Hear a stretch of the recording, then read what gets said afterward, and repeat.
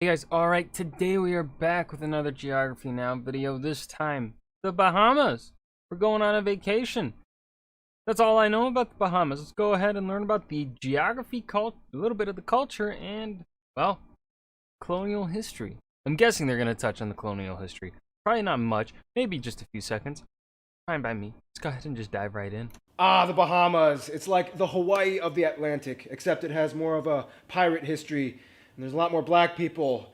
And it's actually a country. It's not a state of the U.S. Actually, don't call it the Hawaii of the Atlantic. Yeah. It's time to learn geography now! Hey everybody, I'm your host Paul Barbato. Today we're going to cover the richest country in the Caribbean, the Bahamas. But first, you know the drill. Let's dissect the flag. The flag of the Bahamas has a black triangle on the hoist side and aquamarine, blue, and yellow bands. The yellow represents the golden sand on the beaches and natural resources. The blue... What natural resources do the Bahamas have? Like, aside from, like, fish. All I know is that they got fish and tourism. Really, I mean, sugarcane, but that's because of colonialism and slavery. Blue represents the sea surrounding the country, and the black represents the strength, vigor, and the force of the Bahamian people. The direction of the triangle evokes the enterprising and determined nature for cultivation of the land. Alright, that was the flag. Now let's talk about the location. As mentioned before, the Bahamas is the richest country in the Caribbean, and part of the reason for that is because of its strategic location in conjunction to the U.S. The Bahamas is located in the Atlantic Ocean just above Cuba and southeast of the U.S. state of Florida. The Bahamas are comprised of 29 official islands, 661 islets and keys, and 2,387 rocks, most of which are uninhabited. However, you can kind of classify these islands in 16 different regions. The island clusters are Bimini, Grand Bahama, the Berry Islands, New Providence. I've heard of New Providence. That's like, I think that's like Abacos, Eleuthera, Andros, the Exumas, Cat Island, San Salvador, Rum Key, Long Island, Ragged Island, Inagua, the Asplin and Crooked Islands, and Mayaguana. Okay, so two of those I know. San Salvador and then the other one that I said. I already forgot the name though. I've just heard them before. The Bahamas are kind of like the link between the Atlantic and the Caribbean. This is the reason why the Bahamas is the most popular tourist destination for people on the east coast of the United States. It's easily accessible, it's beautiful, and the exchange rate is typically favorable. New Providence Island is the most heavily populated of all the islands and contains about 250,000. Oh my god. The island is almost entirely a fucking city. Holy shit, look at that development on the right side. God damn. Is that like a lagoon? Is that like swamps right there in the center? What is that? Different. 1,000 people, or about 80% of the entire population of the Bahamas. Also, it is home to the capital and largest city, Nassau. Many of the major island chains in the Bahamas are You go there in Assassin's Creed Black Flag. very unique and distinguishable from the others, both culturally, physically, and historically. But we're going to discuss that a little bit later. That's demographics. But first, let's cover the...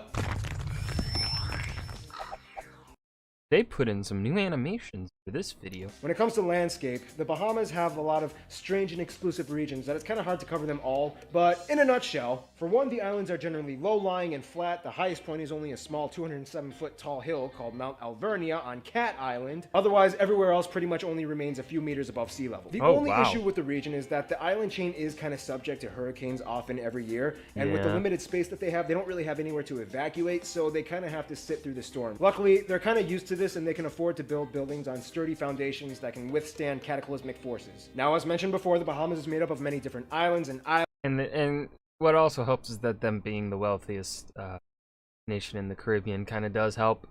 Tourism does give you big bucks. Islets and keys, they're all different from each other, so let's kind of talk about some of them. For example, Harbor Bay on Eleuthera Island is one of the only few rare places in the world that has pink sand on its beaches, caused by seashells from the... Okay, so you know what? I've heard of that island. I just didn't know the specifics. I've heard of the pink beach. Foraminifera species crushed by the waves and mixed in with the sand. Andros Island is the largest of all the islands and is known for being the mangrove swampy island with the country's largest nature preserves. The further west you go on the island, the land just kind of sinks into a flat, low, marshy terrain that eventually melts into the ocean with sandy, sploshy islets and ponds. Now, if there are any islands competing with New Providence and Nassau for popularity, it would have to be the twins, Grand Bahama and the Abacos Islands. Strategically located in the north with some of the finest natural bays and harbors, these two islands are really investing in giving Nassau a run for its money. Grand Bahama is strange in that it's already in the process of a mass construction project for a widely dispersed new residential area, including a complex water cul-de-sac region along the newly constructed canal. Hold on, that would be beautiful if it didn't flood. The problem was, I feel like there'd be so many like flooding issues, like your basement, like so. Around the area where I live, there's a river, and the people that live along the river, if we're not having a drought, if there's plenty of rain, those basements fucking flood. And so having a house next to the river, like a irrigation system like that, I don't know if I'd probably want one of these homes up here where you're still close to the river, where you could probably see it from like your balcony or something.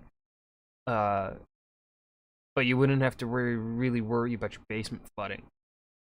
And numerous interior roadways that intertwine in a maze of patterns all over the area. The only issue is, wow, they're really like planning it out for it to be like a population center. These areas aren't really inhabited yet, but they hope that they will be soon. Abaco Island is known for being the sailing capital of the world with its amazing wind currents. The Exuma island chain has more sandbars than you can imagine. In fact, some of them are so shallow that you can kind of technically walk from one island to the other without the need of a boat. Also, this is the only spot where you can witness the swimming pigs that typically go up to boats docking, expecting to be fed. Inagua Island is known as the Flamingo Island. It's a bird watcher's paradise. My iguana is home to the only native mammal species of the Bahamas, the Bahamian hutia, a plump, rabbit-sized rodent that was thought to be extinct in the 1960s, but was rediscovered and has since been repopulating. We could go on and on, but seriously, we don't have that much time. Let's talk about the people of this country. Yay, repopulation.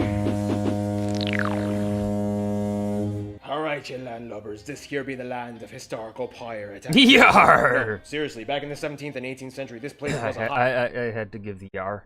hotspot for pirates. And technically, since Johnny Depp does have a home in the Bahamas, you could kind of say that Jack Sparrow actually does live in the Caribbean. Lots of rich people here. But first, for an island island country, the Bahamas actually has a pretty comfortably sized population of about 380,000. 380,000 people live on the fucking islands? Dude, those islands are tiny. How do you fit them all? People, or a little more than the population of Iceland. It's a pretty Iceland is bigger! mixed population, however, the In terms of land size, obviously not people. majority of people, about 83%, identify as black or Afro-Bahamian, whereas about 15% identify as white. A portion of these people may also have partial black ancestry, and the rest of the 2% coming from a wide range of nationalities, such as Asians and Latinos. Centuries ago, the Bahamas was kind of like a place of refuge for American loyalists, or people who had an allegiance to the British Crown during the American Revolution. They Fucking loyalist scum. flocked to the Bahamas, they brought over slaves, and over time a lot more freed slaves came to the Bahamas, and that's kind of how things happened. I mean, it's a lot more Oversimplification, but that's okay. complex than that, but I'm just trying to summarize it within like 3 seconds. Originally, the islands were inhabited by native Lucayan people, a branch of the Arawak tribe, as documented by Christopher Columbus. Unfortunately, most of these people were taken into slavery or killed off by diseases from European settlers. Now let's talk about the Yeah, so, for those that don't know, the reason, or for those that may not have heard, whatever, the reason that natives weren't used for slavery is because of them not being exposed to European diseases. Now, of course, did the Europeans know that? No, they just knew that, hey, these natives are dying easily, quickly from disease. Whereas Africans would not die, were less susceptible to death from illness, because obviously Africa is close to Europe, and there's always been some sort of trade and connection between the two continents. And so that's why, and also since the Pope was like, hey, no white people can't be slaves. I can't remember what year that happened in, but yeah, after that it was essentially like, since Africa was the closest place, and also like the cheapest place to get slaves, that's where they went to get slaves, because obviously they couldn't use the natives, because the natives just died from disease, 90% of them, you know. And yeah, that's how this is oversimplification of of the Atlantic slave trade. The people who live in each region. Grand Bahama Island is kind of seen as like the Beverly Hills of the Bahamas. Generally, the rich and wealthy people flourish and thrive here, with a large portion of their vitals being imported daily. Abaco Island is known as the whitest of all the islands, in which over 50% of the population is white. And these people are obsessed with sailboating. Andros Island. Rich white people do be obsessed with sailboating. I can't explain it because I'm not rich. I am white though. I hate the fucking sea. I hate water. No, you won't. I will swim in a like shallow pool, like a backyard pool or whatever. I'll go for a nice dip. But you're not gonna fucking catch me swimming anywhere fucking else. You're not gonna catch me on a goddamn boat. Okay? But for some reason, rich white people love their fucking boat. Island, although the largest of all the islands, is kind of seen as like the slums of the Bahamas, if there was such a thing on such a tropical paradise. With its less developed infrastructure and civil project developments, this island is not as wealthy as the others. Yet the people here love to party. In fact, every year they hold a crab festival. Ackland's...